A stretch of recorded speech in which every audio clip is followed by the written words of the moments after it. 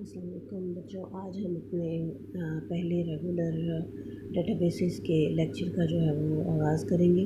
तो हमारा जो पहला चैप्टर है वो क्या है, इंट्रोडक्शन ऑफ डेटाबेसेस। इसमें हम डेटाबेसेस के जो बेसिक टर्म्स है, फ़ाइल प्रोसेसिंग सिस्टम क्या है और हमने फ़ाइल प्रोसेसिंग सिस्टम से डेटाबेसेस पर क्यों स्विच किया, इस बारे में रीड करेंगे। तो हम अपना पहला चैप्टर जो है उसको स्टार्ट करते हैं। सबसे पहले जो हमारा चैप्टर है वो स्टार्ट हो रहा है डेफिनेशन ऑफ डाटा से। आप ऑलरेडी पढ़ भी चुके हैं कि डाटा क्या है। डाटा हमारा जो है वो collection of raw facts and figure जो है उसको हम डाटा कहते हैं। रॉ का मतलब क्या होता है, अनप्रोसेस्ड, ऐसी चीज़ जिसके ऊपर कोई भी अभी प्रोसेस परफॉर्म नहीं किया गया, जिससे कोई भी इंफॉर्मेशन हासिल नहीं की गई, उसको हम उसके लिए हम रॉ फैक्ट्स का नाम जो है वो देते हैं। डाटा जो है वो डिफरेंट सोर्सेज से हम कलेक्ट करते हैं और इसमें हमारे टाइप ऑफ डाटा जो है वो डिफरेंट हो सकती हैं। लाइक न्यूमेरिक डाटा हो सकता है, अल्फ़ाबेटिक हो सकता है, अल्फ़ा न्यूमेरिक हो सकता है, आपके पास इमेजेस की फॉर्म में डाटा हो सकता है, ऑडियोज़ की फॉर्म में, वीडियोज़ की फॉर्म में डाटा जो है वो हो सकता है। अगर एक कॉमन एग्जांपल लें हम डाटा की, तो हमारे पास सबसे ज़्यादा कॉमन एग्जांपल डाटा की जो है वो आपका कॉलेज फॉर्म है, एडमिशन फॉर्म जो आप फिल करके देते हैं। उसमें आपके पास आपका नाम पूछा जाता है, आपका phone number, CNIC, date of birth. तो उसमें डिफरेंट टाइप ऑफ डाटा जो है वो मौजूद होती है। फिर उस डाटा से हम क्या हासिल करते हैं, इंफॉर्मेशन हासिल करते हैं। किस बारे में इंफॉर्मेशन हासिल करते हैं, आपके मेरिट के बारे में इंफॉर्मेशन हासिल करते हैं। उसमें से हम अगर आप स्कॉलरशिप ले सकते हैं, उस बारे में इंफॉर्मेशन हासिल करते हैं। तो जब डाटा को प्रोसेस किया जाता है तो हमारे पास क्या आता है, हमारे पास इंफॉर्मेशन आ जाती है। इंफॉर्मेशन की क्या डेफिनेशन है कि process form of data is called information. जब डाटा को प्रोसेस किया जाए, यानी उसमें से जो है वो छांटी की जाए, तो जो चीज़ हमारे पास हासिल होती है वो इंफॉर्मेशन है।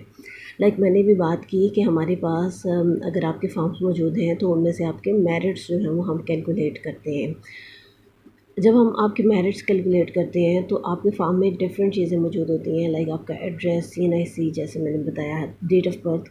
लेकिन हम उन सारी चीज़ों को छोड़ के किस चीज़ को देखते हैं, आपके नेम को देखते हैं और आपके जो मार्क्स हैं उनको देखते हैं, या पासिंग ईयर को देखते हैं और उसको वेरीफाई करते हैं। बाकी चीज़ें जो हैं उनको स्किप कर देते हैं।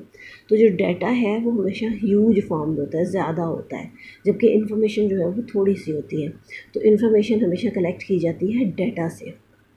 डाटा के ऊपर कोई ना कोई प्रोसेसिंग की जाती है और उससे इन्फॉर्मेशन जो है वो हासिल की जाती है। यहाँ पर आगे फर्दर आपकी बुक में एग्जांपल्स वगैरह भी गिवन हैं, उनको भी आप पढ़ सकते हैं।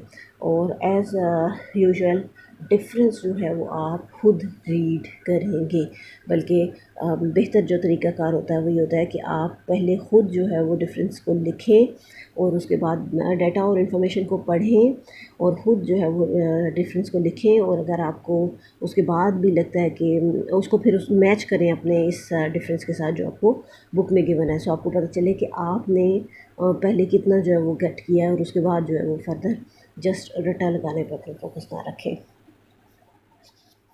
ओके जी, अब यहाँ पर हमारे पास डेटाबेस में एक टर्म यूज़ होती है, मेटा डाटा। मेटा डाटा क्या है, जो डाटा हम अपने डेटाबेस में स्टोर करते हैं उसके बारे में जो इन्फॉर्मेशन है उसको हम मेटा डाटा का नाम देते हैं। लाइक हमारा डाटा की टाइप क्या होगी, वो न्यूमेरिक होगा, अल्फ़ा न्यूमेरिक होगा, वीडियो होगा, ऑडियो होगा, सबसे पहले तो ये चीज़। और उसके बाद उसकी लेंथ क्या होगी, उसका साइज़ क्या होगा, या उसके ऊपर अगर कोई ना कोई जो है वो कॉन्स्ट्रेंट लगाया जा रहा है तो वो कॉन्स्ट्रेंट क्या होगा, कॉन्स्ट्रेंट रूल्स हो सकते हैं, तो वो रूल्स जो हैं वो कौन से होंगे। लाइक अगर हमारे पास CNIC है तो हमारे पास CNIC की एक प्रॉपर लेंथ है, उससे लंबा जो है वो हम अगर कोई डिजिट एंटर करेंगे तो वो CNIC में नहीं आएगा। या फ़ोन नंबर है तो उसकी भी एक लेंथ है।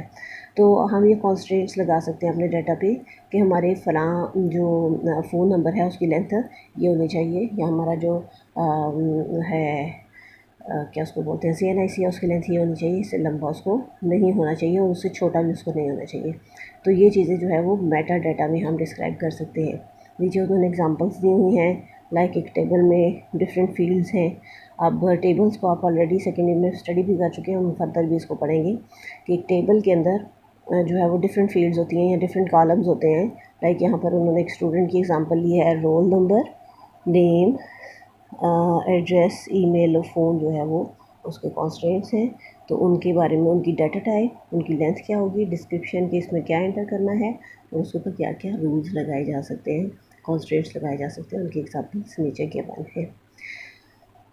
इसके बाद हमारा जो नेक्स्ट टॉपिक है वो है फ़ाइल प्रोसेसिंग सिस्टम, यानी कि हमारा जो सबसे पुराना बेसिक तरीक़ाकार है जिससे हम जो है वो डाटा को स्टोर करते आए हैं वो था फ़ाइल प्रोसेसिंग सिस्टम।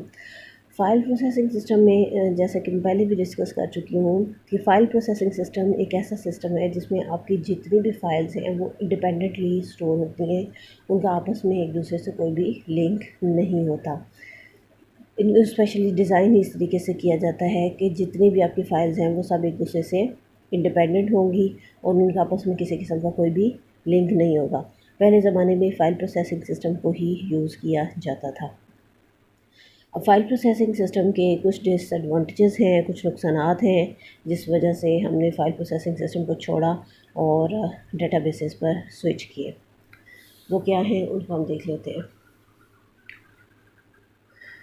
सबसे पहले डाटा रिडंडेंसी का मतलब होता है repetition of data, and inconsistency का मतलब है कि उसमें यकसानियत नहीं है, वो सेम नहीं है, एक ही चीज़ के बारे में दो मुख्तलिफ जो डाटा है वो लिखा जाए। डाटा रिडंडेंसी क्या है कि आपके पास सेम डाटा जो है वो मुख्तलिफ फाइल्स में मौजूद है। लाइक एक स्टूडेंट है तो उसका नाम है, उसका रोल नंबर, एड्रेस जो है वो स्टूडेंट की कॉलेज फ़ाइल में भी है और लाइब्रेरी की कॉलेज फ़ाइल में भी है। अब अगर फॉर एग्ज़ाम्पल हमारे पास हमने उसको चेंज करना है, लाइक हमारा जो स्टूडेंट है उसका नाम गलती से जो है वो गलत एंटर हो गया है, तो हम उसको स्टूडेंट की फ़ाइल में अपडेट कर देते हैं और लाइब्रेरी की फ़ाइल में अपडेट करना भूल जाते हैं। तो फिर क्या होगा कि हमारे पास डाटा इनकन्सिस्टेंसी आ जाएगी। रिडंडेंसी तो है ना ऑलरेडी कि हमारे पास सेम डाटा दो फाइल्स में मौजूद है, रिपीटेशन हो रही है। इनकन्सिस्टेंसी कब आएगी? जब हम एक जगह पे डाटा को अपडेट करेंगे, उसमें कोई तब्दीली करेंगे और दूसरी जगह पर उसको तब्दील नहीं करेंगे, तो ये हमारी डाटा इनकन्सिस्टेंसी में आ जाएगा। अब ऐसा क्यों है? हालांकि बाय डिफ़ॉल्ट होना क्या चाहिए कि जब आप एक जगह पर डाटा अपडेट करें तो ऑटोमेटिकली जहाँ जहाँ पर स्टूडेंट का डाटा मौजूद है वहाँ सब जगहों पर अपडेट हो जाए, लेकिन फ़ाइल सिस्टम में ऐसा नहीं होता। इसलिए सबसे बड़ा जो डीमेरिट है, जो डिसएडवांटेज है फ़ाइल प्रोसेसिंग सिस्टम का, वो डाटा रिडंडेंसी एंड इनकन्सिस्टेंसी है। उसके बाद है डाटा आइसोलेशन। आइसोलेशन का मतलब होता है किसी चीज़ को बंद कर देना या जो है वो पैक कर देना। तो जो डाटा एक फ़ाइल में मौजूद है, लाइक हम बात करें कि हमारी जितनी फाइल्स हैं वो इंडिपेंडेंट हैं, वो दूसरे से बिल्कुल आइसोलेट हुआ हुआ है, उसको कोई खबर नहीं है। जो स्टूडेंट फ़ाइल में डाटा है उसको कोई खबर नहीं है कि लाइब्रेरी की फ़ाइल में कौन सा डाटा पाया जा रहा है। जो लाइब्रेरी की फ़ाइल में डाटा है उसको कोई खबर नहीं है कि स्टूडेंट की फ़ाइल में कौन सा डाटा पाया जा रहा है। और अगर आप उन दोनों को मर्ज करके मिला के कोई एक इंफॉर्मेशन बनाना चाहें तो ये भी आप नहीं बना सकते। लेकिन यहाँ पर इन्होंने एग्जांपल दी है कि अगर आपने स्टूडेंट की फ़ाइल से स्टूडेंट का डाटा लेना है, उसका ईमेल आईडी, उसका एड्रेस, और उसके बाद आपने फ़ी की फ़ाइल से उसका फ़ी का डाटा लेना और उन दोनों को मिला के आप जो है वो कोई एक गैदर्ड इन्फॉर्मेशन जनरेट करना चाहें तो वो आप फ़ाइल प्रोसेसिंग सिस्टम में जनरेट नहीं कर सकते। ऐसा बहुत मुश्किल है कि आप ऐसा कुछ कर सकें। Integrity problems. इंटेग्रिटी का मतलब होता है एक्यूरेसी, यानी कि दुरुस्तगी, करेक्टनेस ऑफ डाटा। जैसे हमने जो है वो पहले बात की कि इनकन्सिस्टेंसी जो है वो भी इंटेग्रिटी के प्रॉब्लम्स में ही आ जाती है। सबसे पहले तो इंटेग्रिटी में जहाँ पर हमारे पास इनकन्सिस्टेंसी, जहाँ पर हमारे पास डिफरेंट डाटा जो है वो एक बंदे का डिफरेंट डाटा मौजूद है। और इंटेग्रिटी प्रॉब्लम में दूसरा जो सबसे बड़ा प्रॉब्लम है ये आता है कि हम जो कॉन्स्ट्रेंट्स की बात कर रहे हैं कि हमारा डाटा बिल्कुल ठीक तरीके से एंटर हो, हम वो कॉन्स्ट्रेंट्स इस पर नहीं लगा सकते। लाइक हमने कहा कि हमारा CNIC है, उसकी पर्टिकुलर लेंथ है और इस पर्टिकुलर लेंथ का CNIC एंटर होना चाहिए। अब अगर हम चाहते हैं कि हम अपने यूज़र को बाउंड करें कि हमारा जो यूज़र है वो पर्टिकुलर लेंथ का CNIC एंटर करे, तो हम ऐसा कुछ भी जो है वो फ़ाइल प्रोसेसिंग सिस्टम में नहीं कर सकते। या अगर हम अपने जो है वो यूज़र को जो है वो बाउंड करते हैं कि आपने नेम में जो है वो सिर्फ अल्फ़ाबेट्स से यूज़ करने हैं और आपने मार्क्स में सिर्फ जो है वो नंबर से यूज़ करने हैं, तो ऐसे कोई भी कॉन्स्ट्रेंट्स हम फाइल प्रोसेसिंग सिस्टम में नहीं लगा सकते, जिसकी वजह से या इनको लगाना बहुत ही मुश्किल है, जिसकी वजह से इंटेग्रिटी प्रॉब्लम यानी कि डाटा की रिलायबिलिटी और करेक्टनेस का मसला आ जाता है। हो सकता है कि कोई नाम की जगह पे 1 2 3 लिख जाए और मार्क्स की जगह पे ABC लिख जाए, तो ये आपकी इंटेग्रिटी प्रॉब्लम्स जो है वो भी फाइल प्रोसेसिंग सिस्टम का हिस्सा है। इसके बाद हमारा जो नेक्स्ट प्रॉब्लम है वो है प्रोग्राम डाटा डिपेंडेंसी, कि हमारा जो प्रोग्राम है और जो डाटा है फाइल प्रोसेसिंग सिस्टम में वो एक दूसरे पे डिपेंड करता है। हमारी फाइल्स तो आपस में इंडिपेंडेंट हैं, लेकिन डाटा और जो प्रोग्राम है, जो मैंने पहले अपने वीडियोस में बताया कि प्रोग्राम जो है वो रिलेटेड होता है आपके डाटा के साथ। बैक एंड पे आपकी जो है वो आपका डाटा चल रहा होता है, डेटाबेस चल रहा होता है, और फ्रंट एंड पे आपका प्रोग्राम चल रहा होता है। तो यहाँ पर भी प्रोग्राम और जो डाटा है वो आपस में डिपेंडेंट है, फाइल प्रोसेसिंग सिस्टम में आपस में डिपेंडेंट है।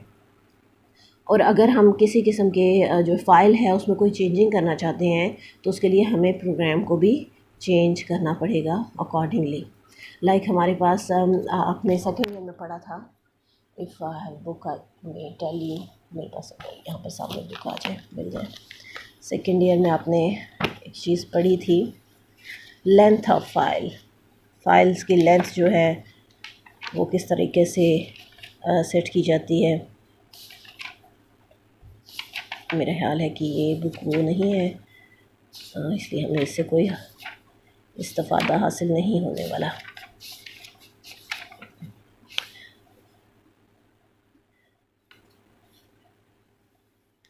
लेंथ ऑफ फाइल्स हमने पढ़ी थी, चले मैं आपको बता देती हूँ, वैसे ज़ुबानी बता देती हूँ। लेंथ ऑफ फाइल आपने पढ़ी थी जिसमें आपने ये देखा था कि हम हर जो हमारी फील्ड होती है उसको डिफरेंट जो है वो देते हैं, साइज़ देते हैं। लाइक कितने बाइट्स की एक फ़ील्ड होगी, नेम को कितने बाइट्स देने हैं, और जो है वो स्टूडेंट के रोल नंबर को कितने बाइट्स देने हैं। सो फॉर एग्ज़ाम्पल अगर हम किसी एक फ़ील्ड के जो बाइट्स हैं उनको ज़्यादा करना चाहते हैं या कम करना चाहते हैं, उनको चेंज करना चाहते हैं, तो उस चेंज के लिए फ़ाइल में जो चेंज हम ला रहे हैं उसके लिए हमें प्रोग्राम को भी चेंज करना पड़ेगा। हमारी जो फ़ाइल है वो डिपेंड कर रही है प्रोग्राम पे, और हमारा जो प्रोग्राम है वो डिपेंड कर रहा है हमारी फ़ाइल पे, और इन दोनों को हम एक दूसरे की चेंजिंग के बगैर जो है वो नहीं चला सकते। इसलिए इस डिपेंडेंसी की वजह से हम जो चेंजेस हैं उनको आसानी से नहीं ला सकते। उसके बाद नेक्स्ट जो हमारा प्रॉब्लम है वो है ऑटोमेसी का। ऑटोमेसी क्या होता है कि आपका कोई भी जो ऑपरेशन है उसमें मल्टीपल स्टेप्स जो हैं वो इन्वॉल्व हो सकते हैं। अगर आपका एक ऑपरेशन है जिसमें मल्टीपल स्टेप्स इन्वॉल्व हैं, तो उसमें जितने भी स्टेप्स इन्वॉल्व हैं उन सबको मिला के अगर हम बात करें तो हम कहते हैं कि हमारा जो कंप्लीट प्रोसेस है वो एक ट्रांजैक्शन कहलाता है। ऑटोमेसिस का क्या मतलब है कि या तो सारी ट्रांजैक्शन जो हैं वो परफॉर्म हो जाएंगी, या फिर कोई भी ट्रांजैक्शन परफॉर्म नहीं होगी, क्योंकि कोई भी ऑपरेशन जो है परफॉर्म नहीं होगा, क्योंकि सारे ऑपरेशंस को, सारे स्टेप्स को मिला के एक ट्रांजैक्शन जो है बनाई जा रही है। फॉर एग्जांपल हमारे पास हमारे बैंक की यहाँ पे एग्जांपल दी गई है कि एक बैंक अकाउंट में से, एक अकाउंट में से दूसरे अकाउंट में हमने पैसे ट्रांसफ़र करने हैं। अकाउंट ए में से पैसे जो है वो डिडक्ट होंगे और ऐड होंगे अकाउंट बी में।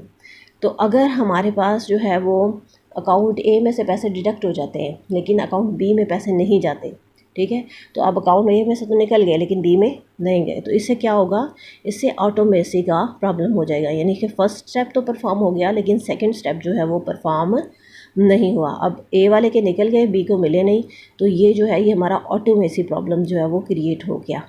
और इसके लिए हमारे पास जो फाइल प्रोसेसिंग सिस्टम है कोई भी ऐसा सोल्यूशन नहीं देता कि हम इस ऑटोमेसी को हैंडल कर सकें या देख सकें कि ये स्टेप्स हमारे पूरे परफॉर्म हुए हैं, सारी ट्रांजैक्शन परफॉर्म हुई है या आधी ट्रांजैक्शन परफॉर्म हुई है।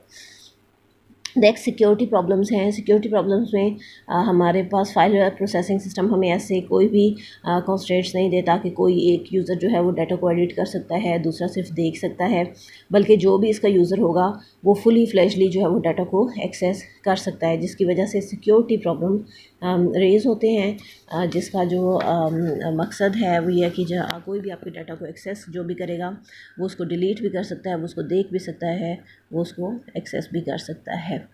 इसके बाद हमारे पास लास्ट जो प्रॉब्लम है वो क्या है कि प्रोग्राम को मेंटेन करना यहाँ पर बहुत मुश्किल है। डेफ़िनेटली प्रोग्राम जो है वो डिपेंडेंट है, और हमने कोई भी अगर न्यू एप्लीकेशन लिखनी है तो वो भी हमारे लिए बहुत मुश्किल हो जाएगी। हमने पुराने प्रोग्राम को अपडेट करना है तो वो भी हमारे लिए बहुत मुश्किल हो जाएगा। सो अगर एक हमारा प्रोग्राम जो है वो फ्लेक्सिबल ही नहीं है जिसको हम चेंज कर सकें अकॉर्डिंग टू अवर नीड्स, तो वो हमारे फिर किसी काम का नहीं रहता। तो यहाँ पर आखिरी जो प्रॉब्लम है हमारा वो क्या है, प्रोग्राम मेंटेन करना, इसको बहुत जो है वो मुश्किल है।